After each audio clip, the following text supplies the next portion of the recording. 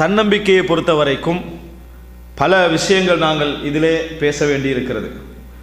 அதில் ஒன்று, எப்பொழுதும் தன்னம்பிக்கை என்றது தனித்த ஒரு விஷயம் அல்ல. தன்னம்பிக்கை என்றது தனித்த ஒரு விஷயம் அல்ல, ஏதோ ஒன்றோடு சம்பந்தப்பட்டிருக்கும். தனது வாழ்க்கையோடு, தனது குடும்பத்தோடு, தனது பொருளாதாரத்தோடு, தனது சமூகத்தோடு, தனது மார்க்க ரீதியான நிலைப்பாடுகளோடு, தனது கொள்கைகளோடு, இதெல்லாம் என்ன செய்யும்? சம்பந்தப்பட்டிருக்கும். தனது தொழிலோடு, தனது தீர்மானங்களோடு எல்லாம் இந்த தன்னம்பிக்கை சம்பந்தப்பட்டிருக்கும். எனவே தன்னம்பிக்கை என்பது ஒரு மனிதனுடைய வாழ்க்கையிலே மிக முக்கியமான ஒரு பகுதியாக இருந்தாலும், எதன் காரணமாக அவனுக்கு தன்னம்பிக்கை வருகிறது என்ற ஒரு மிக முக்கியமான ஒரு கேள்வி இருக்கிறது. எப்படி?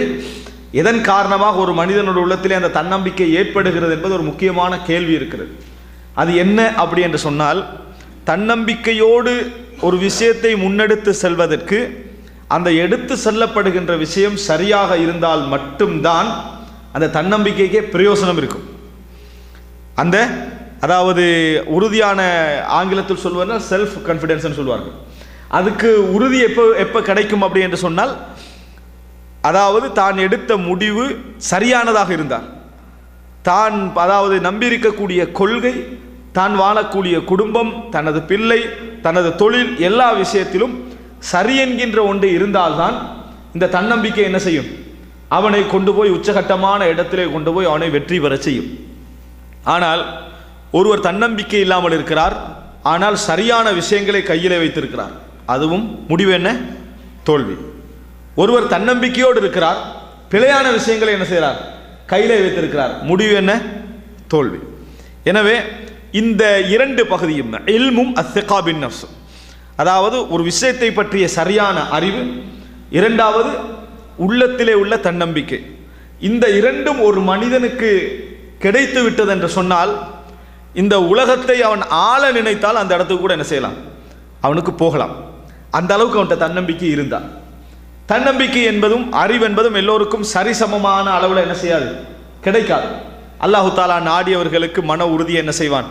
அதிகமாக கொடுப்பான். நாடியவர்களுக்கு மன உறுதியை குறைவாக கொடுப்பான். நாடியவர்களுக்கு அறிவை என்ன செய்வான்? அதிகமாக கொடுப்பான். நாடியவர்களுக்கு அறிவை என்ன செஞ்சிருவான்? குறைச்சிருவான். சிலர் தன்னம்பிக்கையில் அதிகமாக இருப்பார்கள், ஆனால் அறியாமையில் உள்ளவர்களாக இருப்பார்கள். சிலர் அறிவிலே மிகவும் வளர்ந்தவர்களாக இருப்பார்கள், எந்த ஒரு வேலையை அந்த ஆள் செஞ்சுக்கல மாட்டார். சாதாரண ஒரு ஆள் செய்கிற வேலையை கூட என்ன செய்ய மாட்டார்? செய்து கொள்ள மாட்டார். எனவே இந்த பகுதி மிக முக்கியமான ஒரு பகுதி. இந்த இடத்தில் ஒரு மனிதனுக்கு தன்னம்பிக்கை என்ற பகுதியும், எதை பற்றி அவனுக்கு தன்னம்பிக்கை ஏற்படுகிறது என்கின்ற பகுதியும் வாழ்க்கையில் மிக முக்கியமான பகுதி. சில சின்ன சின்ன சின்ன சின்ன இடங்கள் இருக்கின்றன, அவைகளை நாம் கணக்கெடுக்காமல் பெரிய பெரிய விஷயத்திலெல்லாம் நாம் என்ன செய்வோம்? கவனம் செலுத்தி கொண்டிருப்போம். ஆனால் அந்த பெரிய பெரிய விஷயங்கள் எல்லாம் சக்சஸ் ஆகாமல் போவதற்கு காரணமே இது போன்ற நாங்கள் சிறிய சிறிய சிறிய முக்கியமான அடிப்படைகளை நாங்கள் தெரியாமல் இருந்து கொள்வது. இதை தெரிஞ்சிட்டோம் என்று சொன்னால் தன்னம்பிக்கை வாழ்க்கையுடைய மிகப்பெரிய முக்கியத்துவம் பெறக்கூடிய ஒரு அம்சம் என்பதை நம்ம தெரிந்து விட்டோம் என்றால், அதுக்கு அறிவும் மிக முக்கியம் என்பதை நம்ம தெரிஞ்சிட்டோம் என்று சொன்னால், வாழ்க்கையில் அடுத்து நம்ம செய்ய போறதெல்லாம் இறைவனுடைய நாட்டத்தை தான் என்ன செய்கிறோம்? எதிர்பார்க்கிறோம். அல்லாஹ் நாடிட்டானா என்ன செஞ்சிடும்? அதைத்தான் நம்ம என்ன செய்கிறோம்? எதிர்பார்க்கிறோம். ஆனால் உண்மையிலேயே இந்த தன்னம்பிக்கையை கெடுக்கக்கூடிய விஷயங்கள் என்னென்ன, ஒரு மனிதனுடைய தன்னம்பிக்கையை கெடுக்கக்கூடிய விஷயங்கள் என்னென்ன என்று நீங்கள் அப்படி பிரதானப்படுத்தி பார்த்தீர்கள் என்று சொன்னால், அதுல முதல் அம்சமே என்ன தெரியுமா? தன்னை பற்றி அவன் செய்கின்ற தவறான மதிப்பீடுகள். தன்னை பற்றி அவன் செய்து கொள்கின்ற தவறான மதிப்பீடுகள். ஒவ்வொருத்தரும் தன்னை பற்றி ஒரு முடிவு வச்சிருப்பாங்க. ஒவ்வொருவரும் தன்னை பற்றி ஒரு முடிவு வச்சிருப்பாங்க. பெரும்பாலும் தனியாக பேசுறது அதை வச்சு தான். தன்னை பற்றி வச்ச முடிவு வச்சு தான் தனியாக பேசு. கண்ணாடியை பார்த்து நீ பேசிக்கிறது, நீ நல்லா அழகாகிறாடா அப்படின்னு சொல்லி என்னது தனியாக பேசிக்கிற. எல்லாருக்கும் முன்கால பேச மாட்டோம். ஏன்? உங்களுக்குள்ள நம்பிக்கையை வச்சு தான் நீங்கள் என்ன செய்றீங்க? அங்கே பேசுறீங்க. அதை மற்றவன் நம்ப மாட்டானதுனால அவனுக்கு முன்கால என்ன செய்யறது இல்லை, பேசுவது கிடையாது. உள்ளத்துக்குள்ள ஒரு பெரிய நம்பிக்கை இருக்கும். அந்த நம்பிக்கை ஒரு மனிதன் தனியே இருக்கிற நேரத்தில் பிரதிபலிக்கும். தன்னை பற்றி அவன் யோசிப்பது, தன்னை பற்றி அவன் நினைத்துக் கொள்வதெல்லாம் ஒரு மிக முக்கியமான ஒரு பகுதி.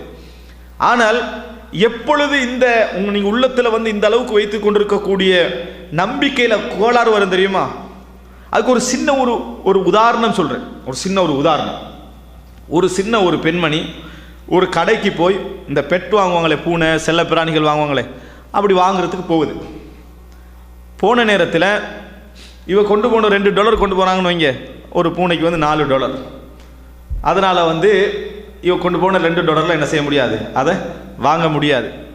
அப்போ பார்த்துட்டு எனக்கு எப்படியாவது ஒரு பூனை வேணும்னு சொன்னால் அவங்க என்ன சொல்கிறாங்க, இந்தாக்கி ஒரு பூனை, இந்த பூனை வந்து கால் என்ன செய்யாது, ஒழுங்காக நடக்காது, கால் ஒழுங்காக நடக்காது, வேணும்னா இதை என்ன செய்யுங்க $2 என்ன செய்யுங்க எடுத்துகிட்டு போங்கன்றாங்க. அந்த பெண்மணி என்ன செய்கிறாங்க, 2 வச்சுக்கோங்க, சின்ன பிள்ளை 2 வச்சுக்கோங்க, நான் வாரேன்னு சொல்லி வீட்டுக்கு போய் எப்படியோ தேடி இன்னொரு $2 என்ன செய்யுது எடுத்துகிட்டு வருது. எடுத்துகிட்டு வந்து நாங்கள் $4 அப்படின்னா நல்ல ஒரு பூனையை உனக்கு என்ன செய்யலாம், வாங்கிட்டு போகலாம். இடையில எனக்கு அந்த பூனை தான் என்ன எனக்கு தேவைன்றான்.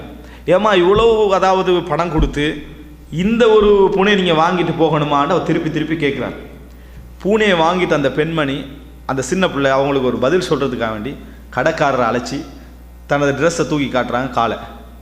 அந்த பிள்ளையும் நொண்டி, அந்த பிள்ளையும் ஒரு நொண்டியான ஒரு பிள்ளை. தனக்கு பெருமதி $4 தான், மற்றது மாதிரி $2 என்ன செய்யக்கூடாது, குறையக்கூடாது என்று பணம் கொடுக்கிற நேரத்திலையும் தனது பெருமானத்தை அளந்து கொடுத்தா பாருங்க, அதுக்கு பேர் தான் தன்னம்பிக்கை. இந்த இடத்துல நம்ம இருக்கிறோமான்னு பார்த்துக்கிறோம். அந்த புள்ள அது $4 கொடுத்து, அதாவது $2 தான் வாங்க வந்தது விலை குறைச்சி, ஆனால் தனது மாதிரி ஒரு சுச்சுவேஷனை கண்ட உடனே $4 தான் என்ன செய்யணும், அதை வாங்கணும்னு முடிவெடுத்து அந்த $4 கொடுத்துட்டு அந்த அதை எடுக்கிறாங்களே, அதில் அர்த்தம் இது நம்ம சில பொழுதுகளில் சில புரிந்து கொள்வதில்லை. இதில் அர்த்தம் என்னன்னு சொன்னால், எப்படி சீப்பாக கிடைச்சாலும் நான் எடுப்பேன் என்று நினைக்கக்கூடியவர்களால் தன்னம்பிக்கையை பாதுகாக்க முடியாது, தன்னம்பிக்கையை பாதுகாக்க முடியாது. நீ எப்படி உன்னை எதிர்பார்க்கிறாயோ அப்படித்தான் உன்னை போல ஒருவனுக்கு நீ மரியாதை கொடுக்க பழகினால்தான் அதில் தன்னம்பிக்கை என்ன செய்யும், வளரும். எனக்கு எப்படி இருக்கணும், எனது நிலையில் நான் எப்படி இருந்தால் எப்படி இருக்க வேண்டும், நான் எனது பார்வை எப்படி இருக்க நம்ம நினைக்கிறோமோ, மற்றவர்கள் எப்படி என்னோடு நடந்து கொள்ள வேண்டும் என்று நினைக்கிறோமோ, அதே அடிப்படையில் நாங்கள் இன்னொருவரை ட்ரீட் பண்ணுகின்ற அந்த நிலைமை எங்கள் தன்னம்பிக்கை என்ன செய்யும், எங்களுக்கு வளர்க்கும். ஆனால் தன்னம்பிக்கையோடு பேசுகின்ற எத்தனையோ பேர் தனது தரத்திலே உள்ளவர்களை, தன்னை போன்று உள்ளவர்களை குறைத்து பார்க்க தான் என்ன செஞ்சுக்கிறாங்க, பழகி இருக்கிறார்கள். இது என்ன செய்யும் தெரியுமா, தன்னை பற்றிய மதிப்பீடையும் குறைக்கும். நீங்கள் தான் அந்த மதிப்பு தான் கொடுக்குறீங்க, இன்னொருவருக்கு அந்த மதிப்பு தான் கொடுக்குறீங்க. எனவே அதை அப்படி திருப்பி எடுத்தீங்கன்னு சொன்னால் அவன் உங்களுக்கு தரக்கூடியதும் அதுதான், அல்லது நீங்கள் உங்களுக்கு கொடுக்கக்கூடியதும் அதுதான். உங்களை ஒரு பெருமானமான ஒன்றை கண்டால் அதற்குரிய பெருமதியை கொடுத்து பழகினீங்க என்று சொன்னால்தான் தன்னம்பிக்கை என்ன செய்யும், மிளிரும். அப்போ அந்த புள்ள வந்து என்ன நினைச்சேன்னு சொன்னால், இல்லை முடியும், நான் இதை வாங்கணும் அப்படின்னு நினைக்கிற அந்த ஒரு சின்ன உதாரணம், ஒரு சின்ன உதாரணம் ஒரு பெரிய ஒரு படிப்பினை எங்களுக்கு என்ன செய்து கொடுக்கிறது. எனவே ஒரு மனிதன் எப்பொழுதும் தன்னம்பிக்கை என்கின்ற விஷயம், இப்போ அதாவது ரசூலுல்லாஹி ஸல்லல்லாஹு அலைஹி வஸல்லம் அவர்கள் சொன்னார்கள், லா யுமினு அஹதுக்கும் ஹத்தா யுஹிப்ப லி அஹிஹி மா யுஹிப்பு லி நஃப்ஸி. உங்களில் ஒருவர் தனக்கு விரும்புவதையே தன் சகோதரனுக்கு விரும்பாத வரைக்கும் ஈமான் கொள்ள மாட்டார் அப்படின்னு ரசூல் ஸல்லல்லாஹு அலைஹி வஸல்லம் சொல்றாங்க. அப்போ ஈமான் என்ற பகுதி உனக்கு எப்போ ஏற்படும் அப்படி என்று சொன்னால், நீ உனக்கு என்ன நடக்கணுமோ, நீ என்னையெல்லாம் எதிர்பார்க்கிறாயோ அதுபோல தன் சகோதரனுக்கும் விரும்பினால்தான் ஈமானே உனக்கு என்ன செய்து, நம்பிக்கையே உனக்கு பூரணமாகுது என்று ரசூலுல்லாஹ் சொல்றாங்க. அப்போ இறைவனை பற்றிய நம்பிக்கை பூரணமாவது, இறைவனை பற்றிய நம்பிக்கை வந்து தெளிவாவது எதில் இருக்குது, தனக்குரிய மரியாதை தன் சகோதரனுக்கு என்ன செய்வது, கொடுப்பது, தனக்குரிய மரியாதையை தன் சகோதரனுக்கு கொடுப்பது. அப்போ இந்த திகா பின் நஃப்ஸ், உள்ளத்துடைய அந்த கான்ஃபிடன்ஸை, அந்த நம்பிக்கையை உடைக்கக்கூடிய முதல் முக்கியமான ஒரு பகுதியாக நீங்கள் எதை புரிந்து கொள்ள வேண்டும், நாங்கள் எங்களுக்கு செய்கின்ற அதே மதிப்பீட்டை மற்றவங்களுக்கு கொடுக்கணும். எங்களோட பிள்ளைகளுக்கு கொடுக்கின்ற அதே மதிப்பீட்டை மற்றவருடைய பிள்ளைகளுக்கு என்ன செய்யணும், கொடுக்க வேண்டும். எம் சமூகத்துக்கு கொடுக்கின்ற அதே மதிப்பீட்டை அடுத்த சமூகத்துக்கு என்ன செய்யணும், கொடுக்கணும். இப்படி நம்ம கொடுக்க பழகினோம் என்று சொன்னால் நம்மளை என்ன செய்யும், அது ஒரு மிகப்பெரிய உள நம்பிக்கையோடு எங்களை வைத்திருக்கும். இது ஒரு பகுதி.